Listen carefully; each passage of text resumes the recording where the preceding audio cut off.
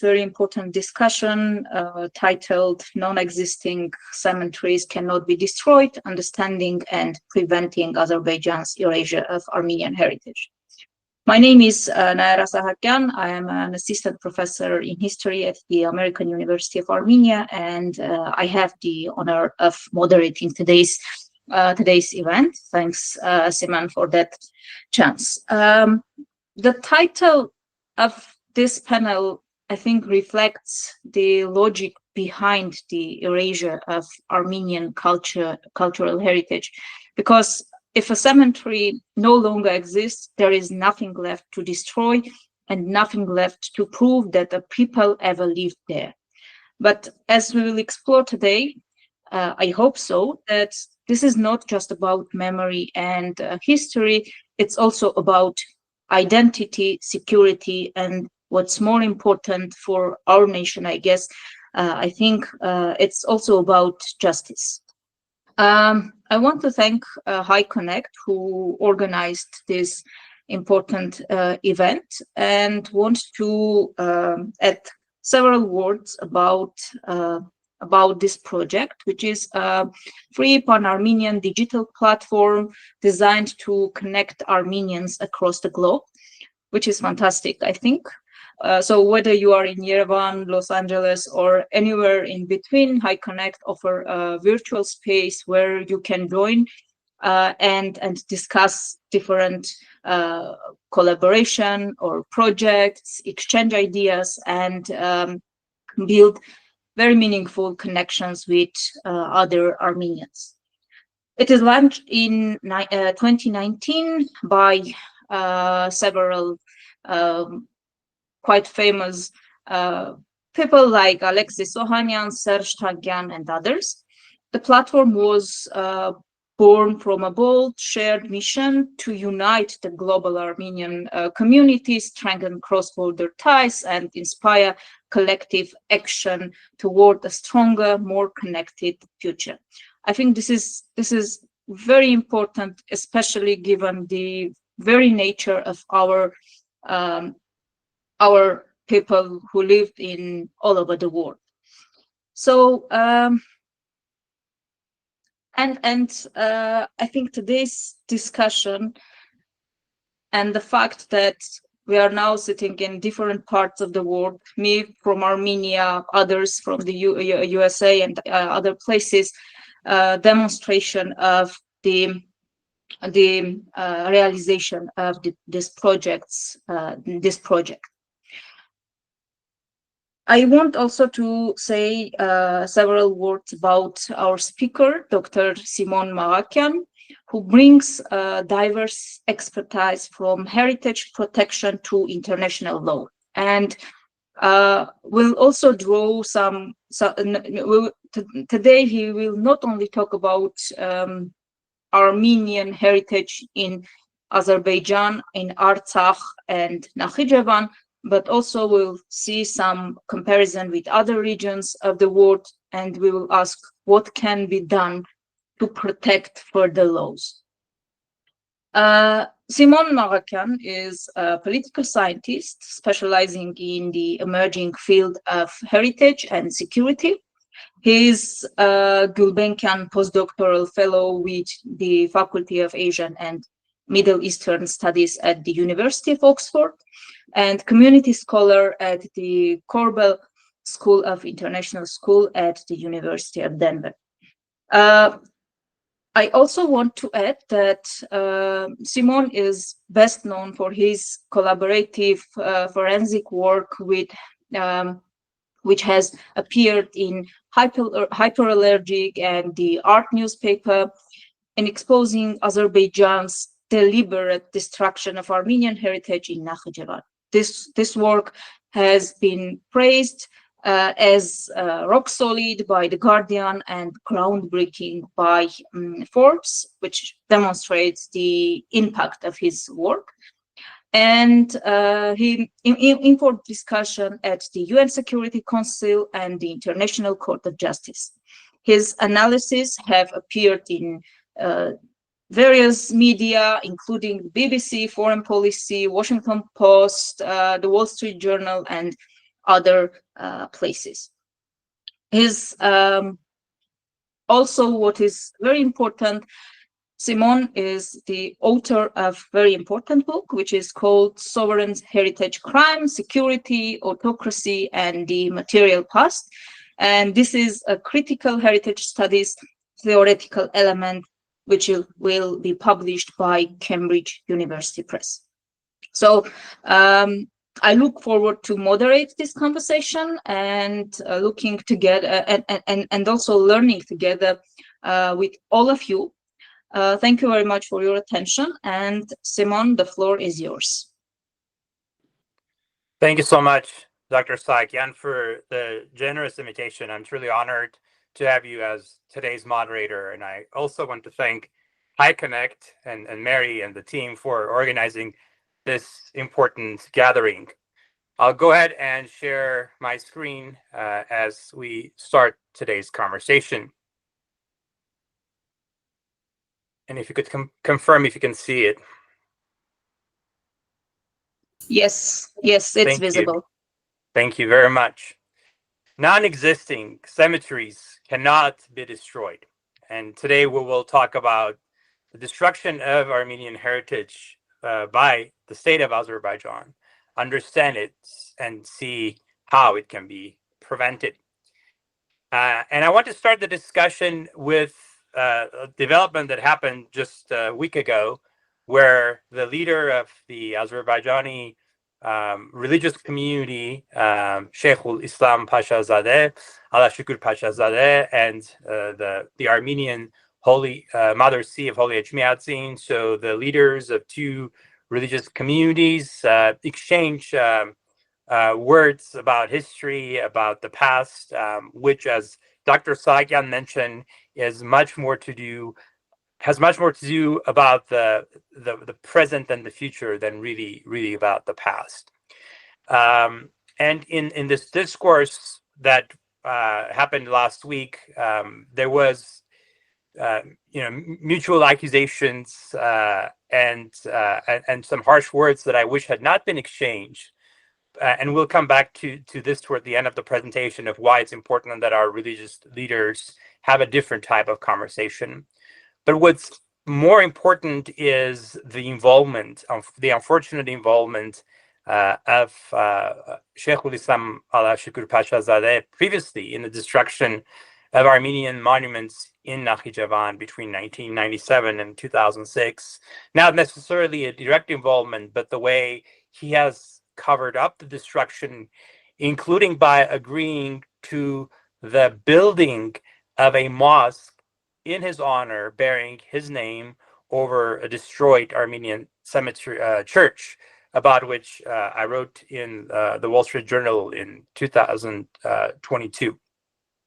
But I want to go back, and we'll come back to the importance of religious leaders speaking with each other. But I want to come back to this image that was part of the first slide. It's a very ordinary tombstone in the town of Agulis, Nakhchivan. As you can see, it does not have a full inscription. It only has the Armenian word ice or this, which means that this tombstone was never finished. We don't know its date, although based on design we can judge that it's sometime from perhaps the 1600s or later. We don't know who it was meant for, whether it was really ever used. And we can also be frank and say that it is not as ornate and as beautiful as the typical khachkars or the vertical headstones we're used to. But in the eyes of the Aliyev regime of Azerbaijan, this ordinary and unfinished, some might say unremarkable tombstone is as important as the unimaginably beautiful and intricate khachkars of Jura or Julfa, the world's largest medieval Armenian cemetery that, as we'll talk about, it was destroyed 20 years ago. Also, in the eyes of Azerbaijan, the ordinary, some might say unremarkable tombstone is also as important as the famous khachkars of Dadivang from Artsakh that have been thankfully rescued and are preserved in Armenia today.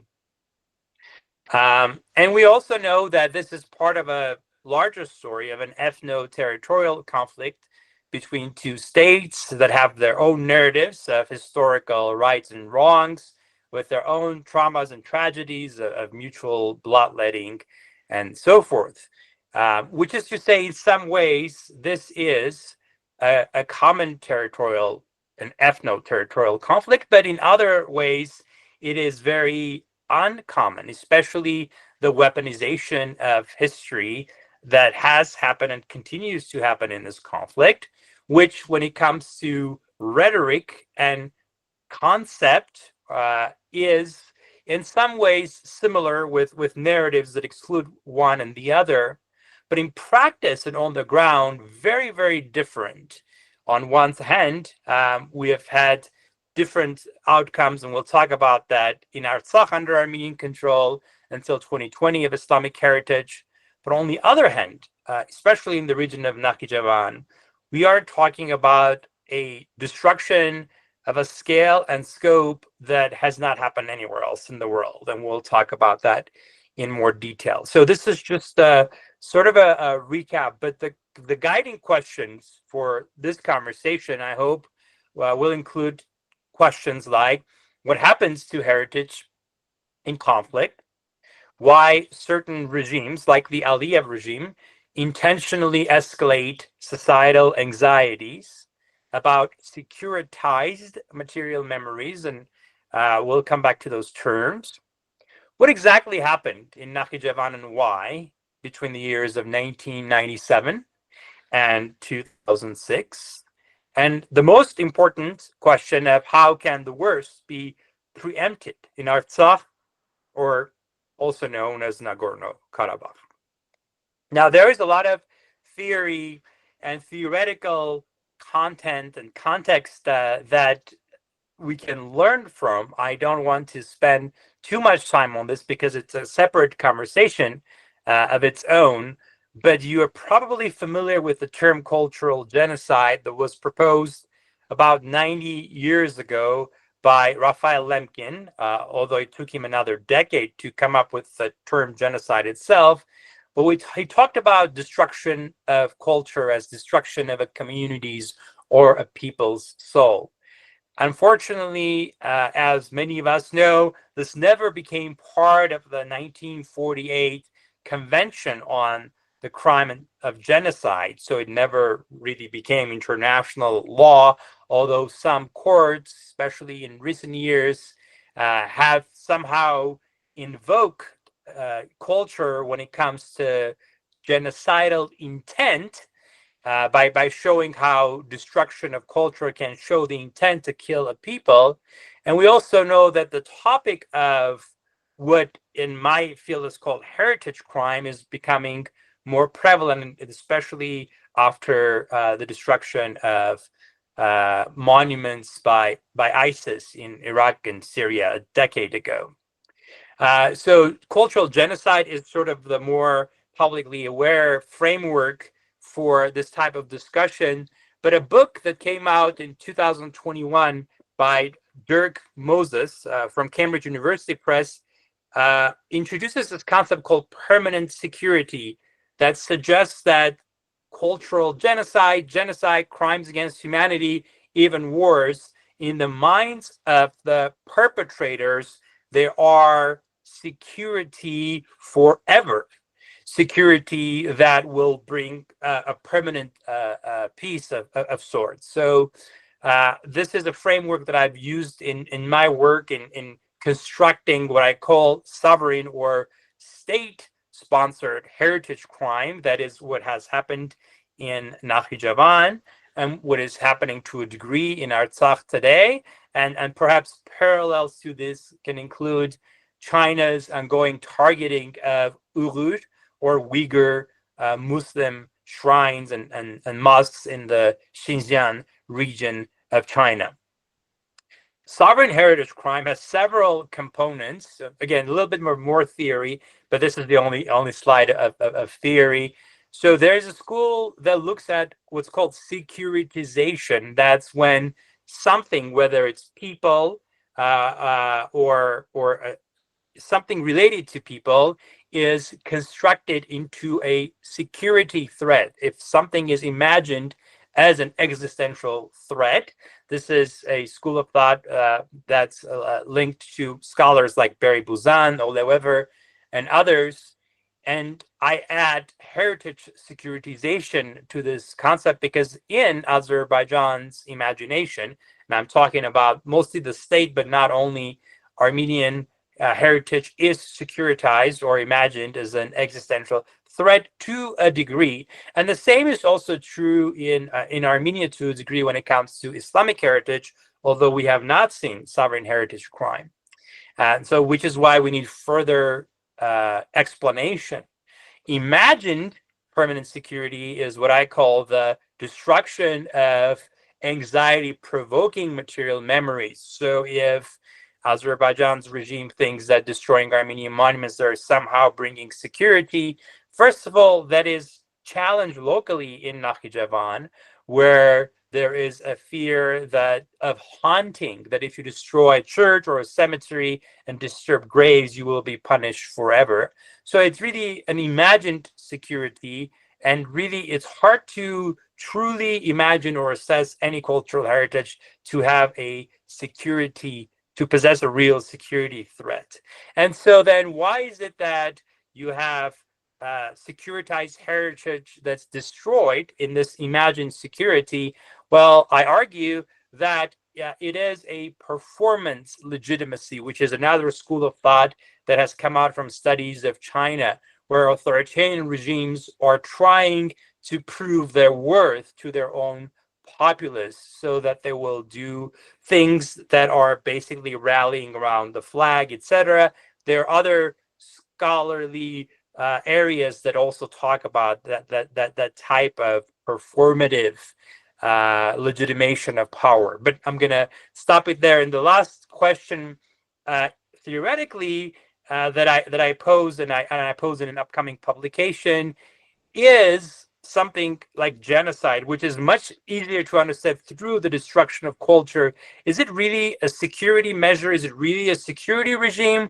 Or are we really talking about performative legitimacy, or in other words, about what I would call regime security? So those are questions to keep in mind. But now let's zoom out from all of this and look at this from a broader context, and that is culture in conflict.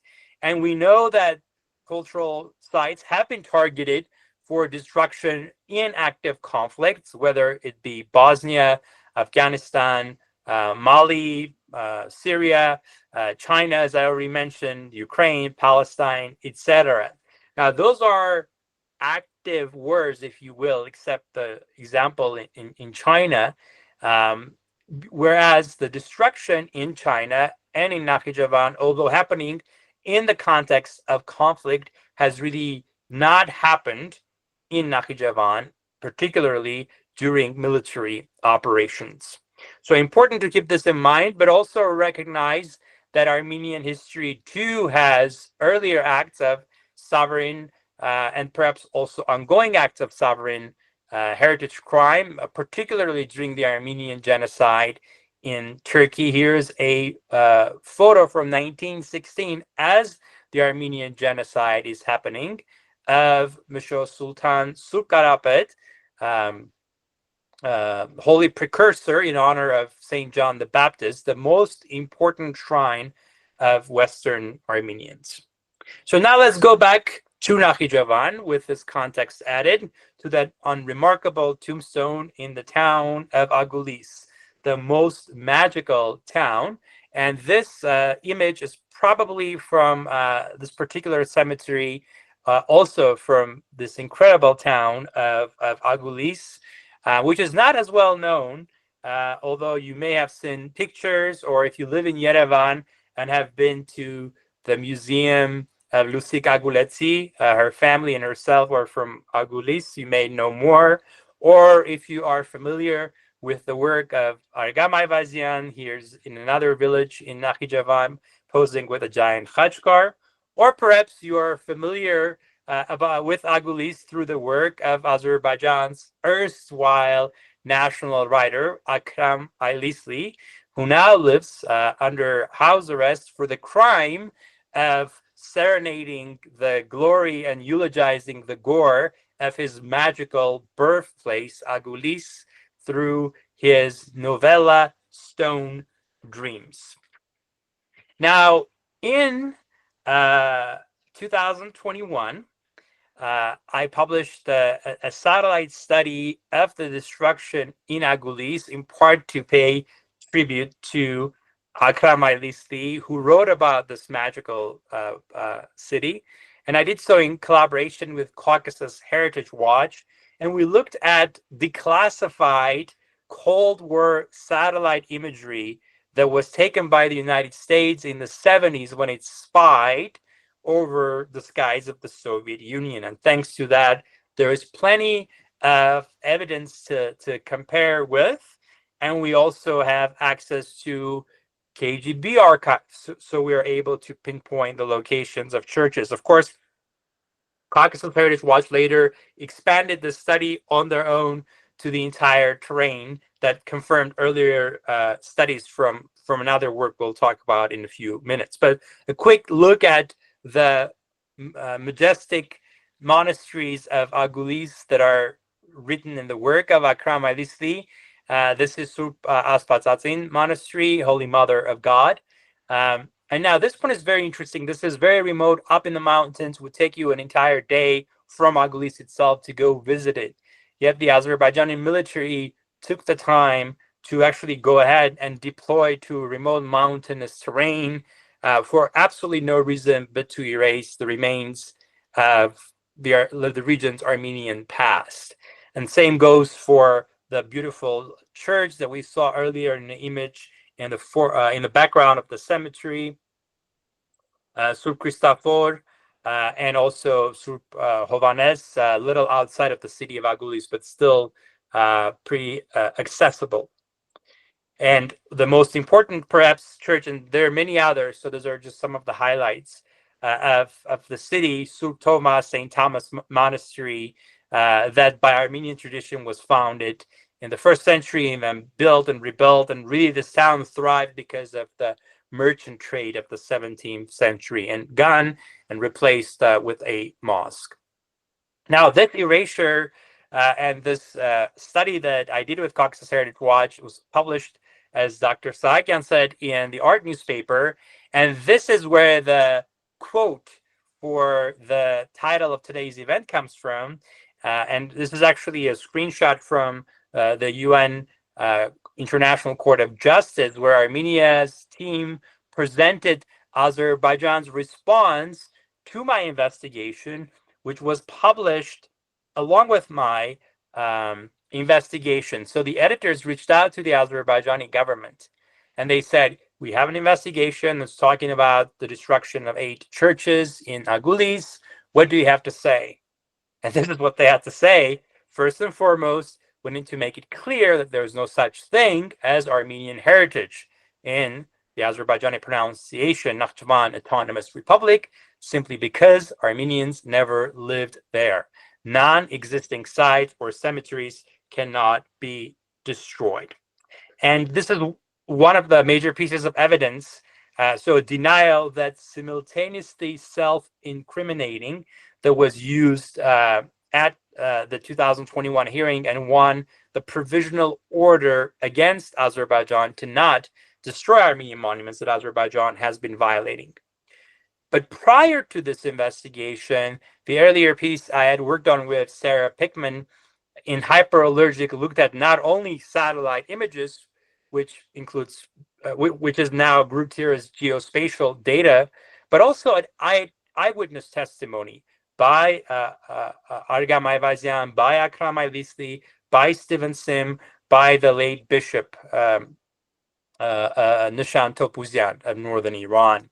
We also look what I call visual crowdsourcing, comparing before and after imagery sourced from social media of historical terrains, and of course state decrees and publications. So even without full satellite access, Pickman and I showed that the enumerated number of Armenian churches that Ayvazyan estimated to be 89, the enumerated number of crossstones or khachkars that he estimated to be 5,840, and the estimated flat tombstones or the horizontal tombstones of 22,000, all of that number was reduced to zero. And this is confirmed by Azerbaijan's official publications. Not that they say that we destroyed them, they say that those monuments never existed to begin with.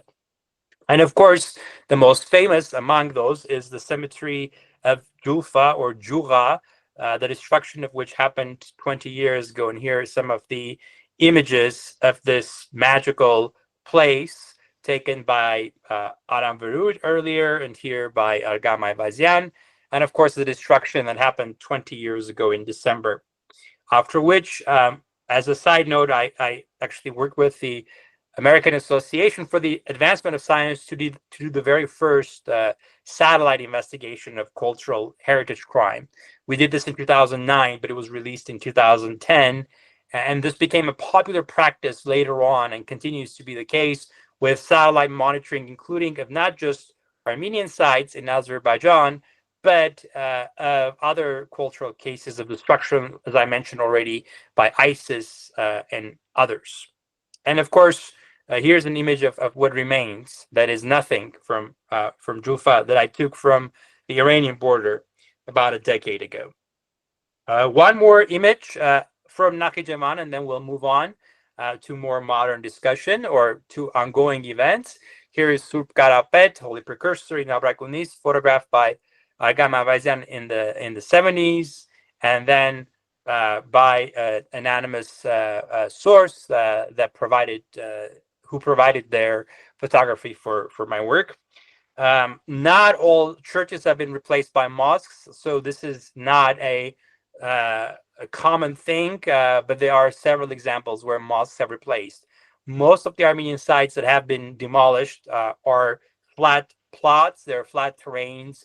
There was nothing practically necessary for their destruction. And surprisingly, there was some resistance to this destruction from local Azerbaijanis, including Akram Aylisli, which is why he's under house arrest today. And I'm actually working with an Azerbaijani co-author on a forthcoming book chapter that will talk about this resistance that took place. Now, the erasure rhetoric has existed for decades from the Aliyev regime, starting in the 60s. And there's a lot of context to this. We can spend another hour talking about sort of the Soviet experience, etc. But just examples where Shmarmenian things don't exist here. Heydar Aliyev said, and then Ilham Aliyev, many decades later, said, Artsakh has never existed and never will. During the war of 2020, there'll be no traces of them left. And then saying during the after the occupation of Hadrut, all the stones are fake. There is a famous video that you've probably seen. And then and I quote again the ambassador's response to my piece we looked at earlier. And finally, just a year ago, Azerbaijan's authoritarian leader, in Stepanakert, proclaiming that there is no longer any trace of separatists here and that the Novruz bonfire is doing the final cleaning. So just the conceptual erasure of Armenians, of not just in the past, not just in the present, but also in the future. And I'm using this to develop a new theoretical framework for explaining destruction in the minds of perpetrators. Still working on the wording, but probably something like past proofing the future, which, those of you familiar with George Orwell's work, it does paraphrase him, but many others as well. And of course, in my work and in this work, it's very important to tell the truth and the whole truth. And that includes acknowledging the destruction, although to a much limited degree, and the damage of Azerbaijani heritage that took place in Artsakh under Armenian control. Now, Caucasus Heritage Watch has taken a full look at this through satellites, and their assessment is that 15%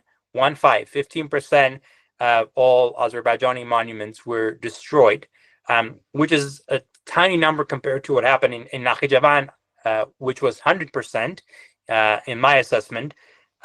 Yet still, something that should be concerning, that should not have happened, although at the same time, also not reflective of Azerbaijan's propaganda, which says that Armenians have destroyed like 99% of Islamic heritage, which is not true. Although, of course, in places like Agdam, and here's a picture of that, there was a lot of destruction of infrastructure and homes, etc. Now, let's now move on to the war of 2020. We're all familiar with images of vandalism and destruction of the October 8, 2020 bombing of Kazan-Chechotsk in Shushi, its aftermath that Armenians were able to witness, but also the further damage and that happened after occupation under the guise of renovation, which including the removal of the iconic dome of the city, or of the cathedral in the city. And then, of course, ongoing satellite monitoring by Caucasus Heritage Watch, destruction of Armenian cemeteries, which are at the highest risk in places like Metztaret in Sernach, accompanied by racialized rhetoric and awful sort of dehumanizing rhetoric of fumigating microbes or Armenians, calling Armenians cancerous tumor, etc. So those are the bad things that we're familiar with. But I want to talk about the importance of the monuments to people, because the monuments have lives of their own. They are important for many things, but the most important thing of cultural heritage is the meaningfulness that they bring to people, to ordinary people, as seen in this image from Stepanakert before the ethnic cleansing of 2023, here next to the famous Ptatik and Papik, or grandma, grandpa monument, which is built in the shape of Mount Ararat. And so we're talking about the meaning of monuments to today's people and to the people of the future, but also to the people of the past, including the community in Agulis, who were massacred in 1919, despite being a very peaceful community who even refused protection from Armenian generals at a very, very dangerous time in their community's life. And of course, an important image by the brilliant scout Tufangjan of Armenians fleeing Artsakh in 2023. So the monuments, as we wrap up, that are at risk today, I already mentioned cemeteries are a top risk for destruction because they're the most direct connection with the people. They're also easier to destroy, and they don't have the same appeal as some of the most incredible monuments of Artsakh, visual appeal, like Amaras, founded in the 4th century, or Tiganakert, founded as a Christian community after its Hellenistic part, also around in the early 5th century, perhaps. The monastery of Ganzasar from the 13th century, similarly aged Darivang monastery, the much earlier Vankasar church, and perhaps the earliest Armenian church of Artsakh, although not within the Soviet boundaries of Nagorno-Karabakh, and actually much closer to today's borders of Armenia, Tsitsarnavank. Now, those are the monuments that are not at imminent risk of total destruction. Those are actually the monuments that Azerbaijan is very likely to preserve, because those have been propagated as non-Armenian or Caucasian Albanian. But I don't want us to be too hopeful, because the entire Armenian heritage in Nakhchivan, the entire Christian heritage, was likewise propagated as non-Armenian. and Caucasian Albanian for decades. Yet that did not save any of the stones from destruction between the years of 1997 and 2006.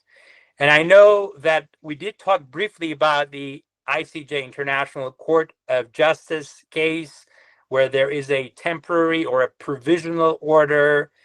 We could spend more time talking about UNESCO and what the world community owes to Armenians. There was a conference in Switzerland on that topic just yesterday, attended by the Armenian Church, etc. But the more important part of this discussion for me is who are the most important stakeholders and what they can do. For me, and hopefully for all of us, of course, the most direct stakeholders are Armenians. And so we should not only talk about the rights of Armenians when it comes to preserving monuments, but also responsibilities. And of course, it would not be a good time to reflect on what should have been done earlier, especially through better armed forces that could have defended the monuments on the ground, or better diplomacy that could have found a peaceful solution to the conflict. Those are things that did not happen. But let's talk about things that can happen and are happening. And as surprising as it may sound, Martiros Saryan actually gave an answer, I believe, to that in 1929 as he was drawing this for Hovhannes Tumanyan's volume for Armenian stories. And here he showed Khetskong, an important Armenian monastic complex that was already in the 1920s part of Turkey, although it had been part of Armenia prior to that, and showing the pilgrimage and the connection that Armenians have had with the monastic complex for centuries. In my mind, I think a message of the importance of restoring connection to Armenian sites. And if you don't, this might happen as it did in the 40s and 50s, although there's other context to that as well that we could discuss in a different setting. So this is Turkey, where we know there has been and is ongoing destruction, but also some preservation that's important to understand, and preservation where Armenians have had agency. And much more striking example, although geopolitically more intuitive, from Iran, where Saint Tadei's monastic complex is not only a UNESCO World Heritage Site, but the summer Armenian festival and pilgrimage there by Iran's initiation is also UNESCO Intangible Heritage.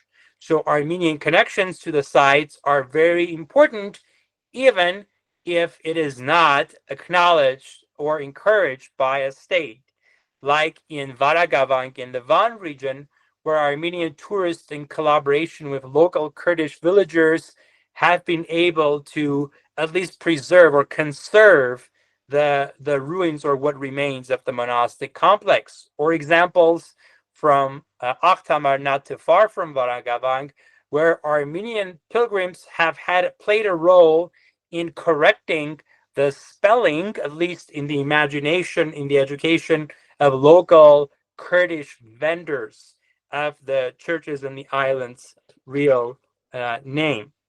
Many other examples that might be instructive, that would have been helpful in a different security and conflict arrangement, including an incredible promise kept by Armenians and Azerbaijanis who exchanged villages in the 1980s during the first months of the war. And of course, other examples that could be encouraging, such as similarities between Armenian and Islamic architecture, well, largely because they were all built by Armenian architects. We also have examples of the religious leaders 100 years ago under Russian Tsarist pressure going back and making some sort of a deal for coexistence, which flies in the face of the recent exchange that happened just a week ago between the Armenian and Azerbaijani religious leaders, where we don't see any interest of compromise or discussion or concern of what can be done, which is actually in conflict of what happened just a few years ago after the 2020 war, where with the facilitation of the Russian church, those two leaders came together and discussed the importance of preserving sites. The reason why I'm bringing up the different ways where there could be impact, although we know that most of the power in this conflict, not just on an interstate, but also intra or within a state level, really holds with one authoritarian regime.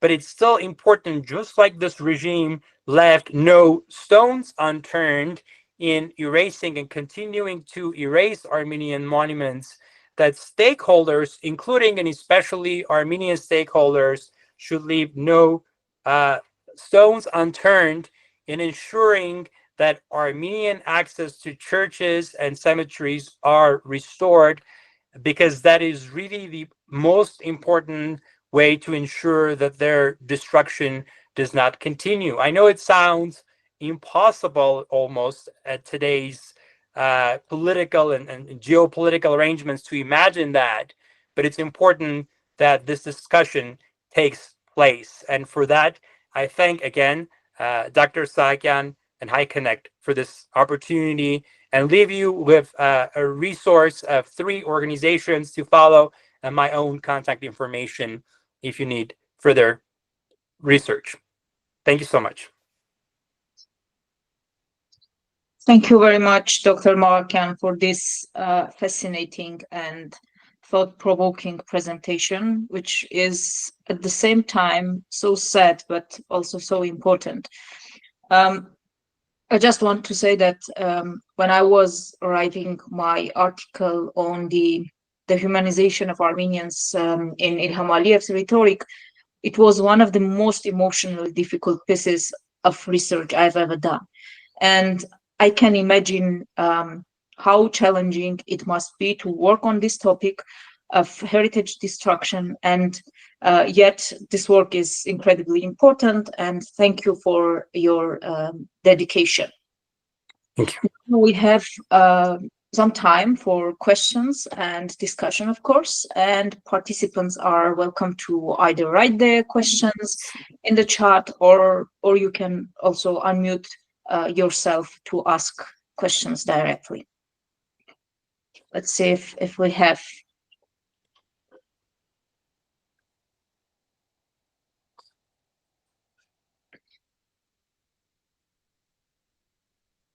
Yes, please. Thank you, Dr. Maghakyan.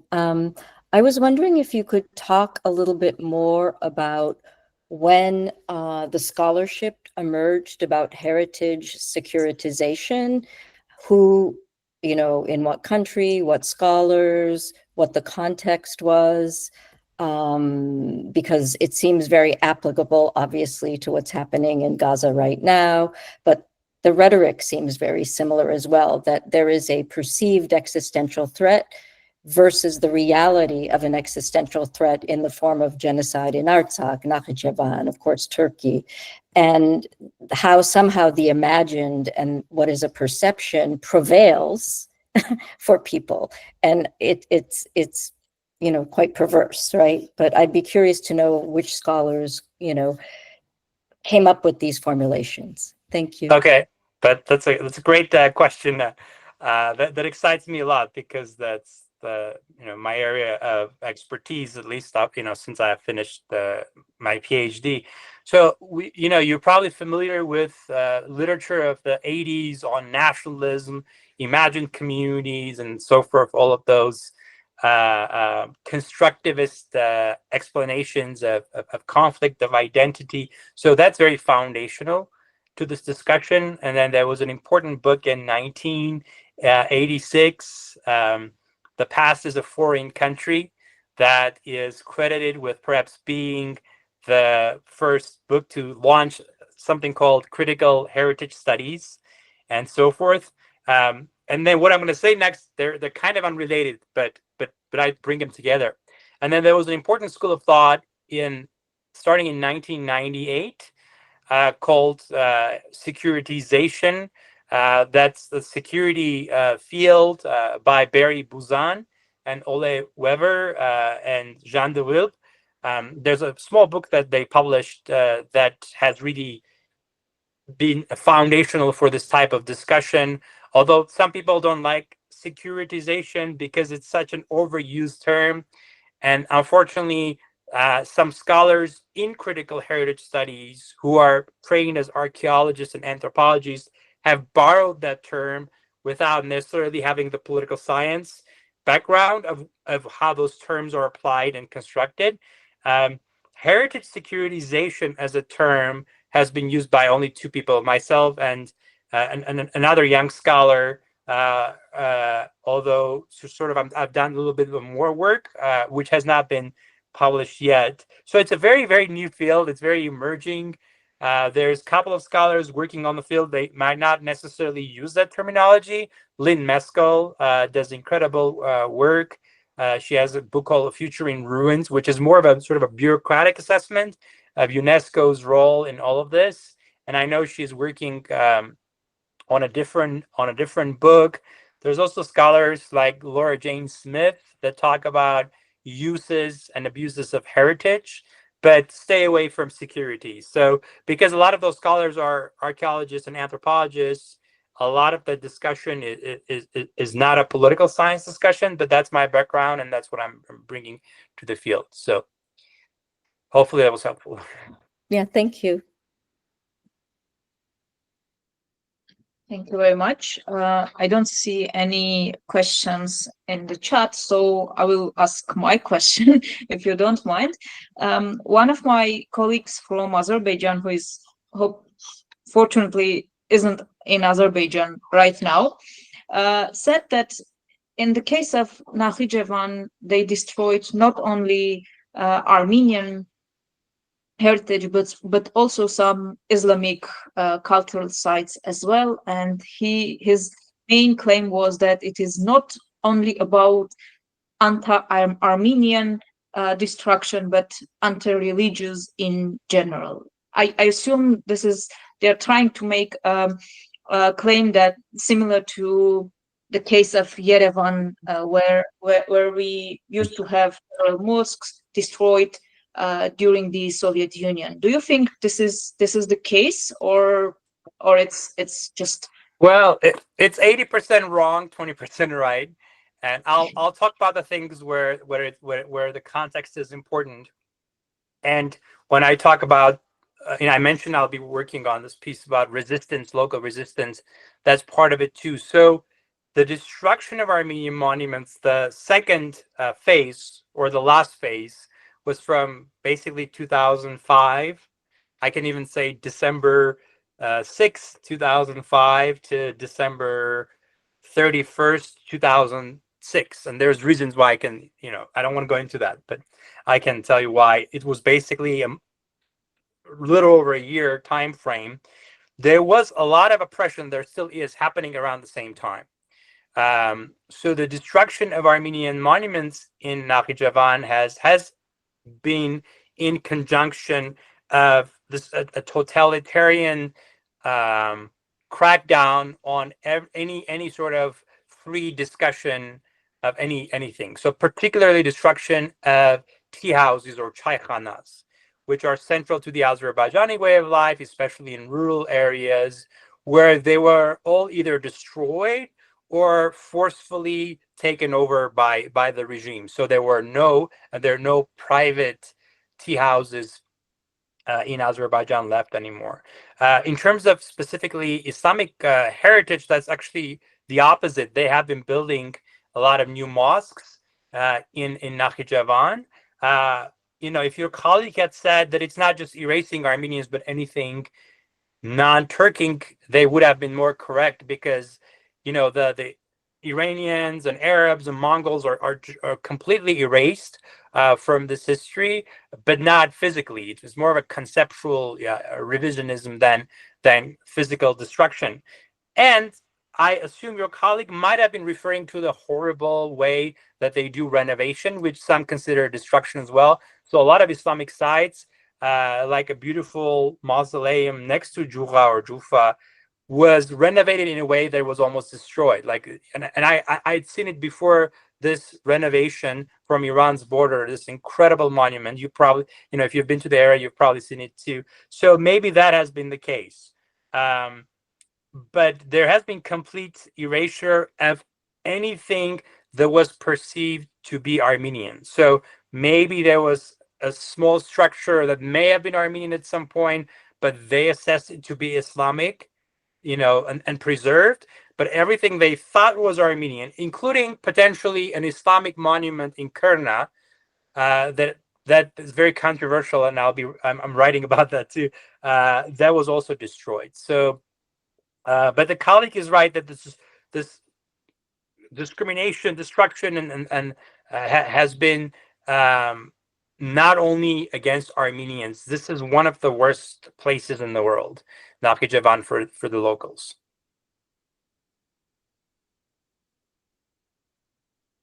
We have a question from Mariana Vartanyan. Dear Dr. Maghakyan, who would you say are some of the other important stakeholders beyond Armenians, and how can we engage them in urgent action? How can this research translate to improved international law around this? Okay, that's a great question. I mean, we can think of international stakeholders like UN bodies, including UNESCO, although having to understand that UNESCO is a state voluntary organization, so member states make the decisions, and it's unfortunately a pay-to-play format where states that give voluntary donations and potentially also bribes, that they are they're much more influential. And we've seen China and Azerbaijan, for example, donate a lot more money. Countries that have vested interest in bribing them. The ICJ is very important. I hope that case will continue despite the actions and rhetoric of Armenia's current government. ICC has a new policy on cultural destruction. I don't know if there's a chance to apply that to what happened in Nakhchivan. I think there are some countries that have something called universal jurisdiction, where you can basically have a war crime or a crime against humanity lawsuit against any actor in the world. That's a very new and emerging territory. We'll see if anyone will use that route to try to hold Azerbaijan to account. For me, though, the most important stakeholders are the ones that the Aliyev regime once silenced or controlled. Obviously, the Armenian Church, and as horribly as they're behaving, also the Sheikhul Islam in Azerbaijan, right? People will say, he is the puppet of Aliyev. He does whatever they say.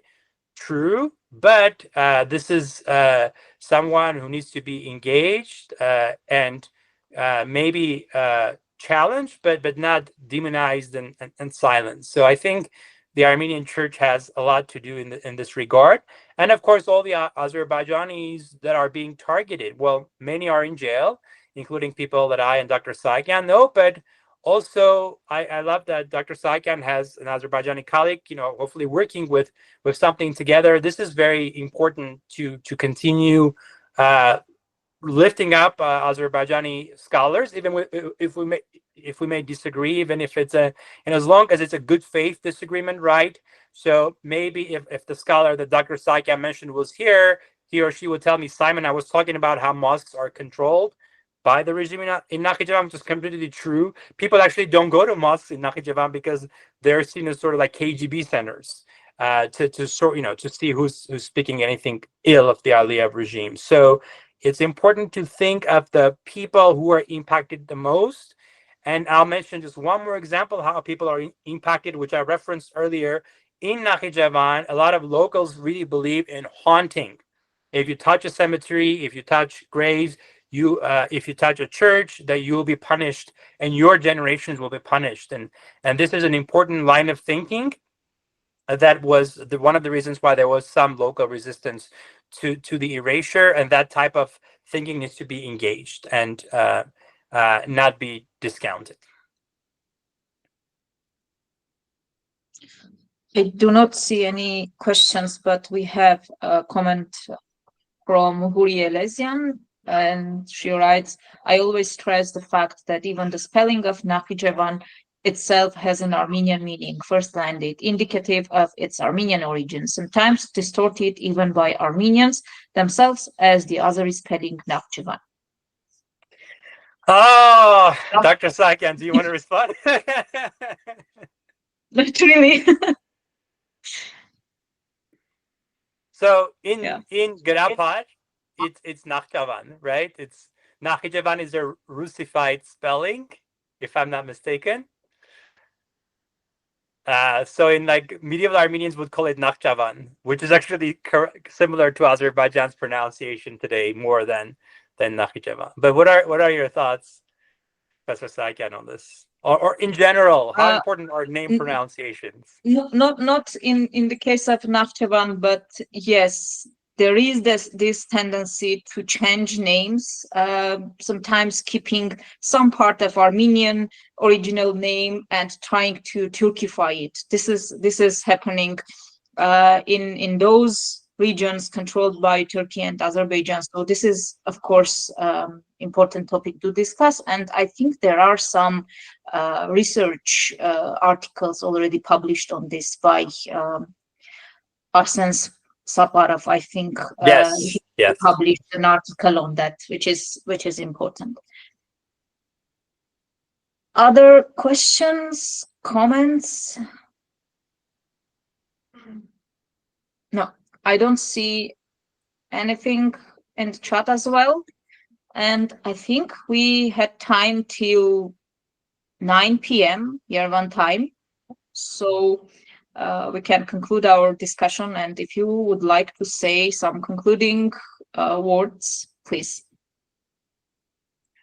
I just want to thank again, Dr. Sahakyan, you for taking the time from your very busy academic and family schedule to moderate the discussion today. I want to thank HyeConnect for having this opportunity, and importantly, the people who have taken the time to join to be a part of this conversation. Thank you very much. Thank you very much.